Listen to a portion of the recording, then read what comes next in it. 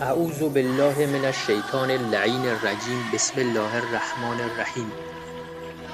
آیا دوست دارید که هیچ فقیر و گرسنه و عریان و مقروض و ستم دیده و اسیر و بیماری در روی کره زمین نباشه و هیچ جنگ و ظلمی در جهان نباشه و هیچ گمراه و گمراه کننده و مستضعف و کافر و ناصبی در دنیا نباشه و ریشه فقر و تبعیض و ظلم و بیماری و فساد و انحراف و گناه از روی کره زمین برچیده بشه و بالاتر از همه اینها کره زمین تبدیل به بهشت بشه؟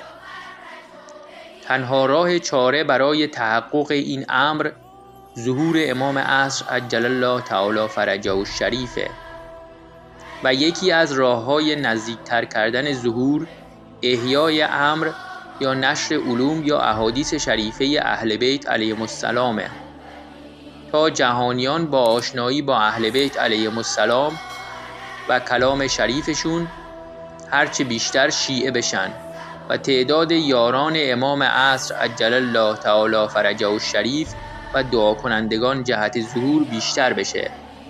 حال چه کسی در این عصر بهتر و بیشتر و کاملتر از همه امر اهل بیت علیهم السلام رو احیا میکنه جز علامه الله یاری؟ پس کمک به علامه الله یاری یعنی کمک به امام عصر عجل الله تعالی فرجه الشریف و نزدیکتر کردن ظهور. تا حالا بهش کمک کردی؟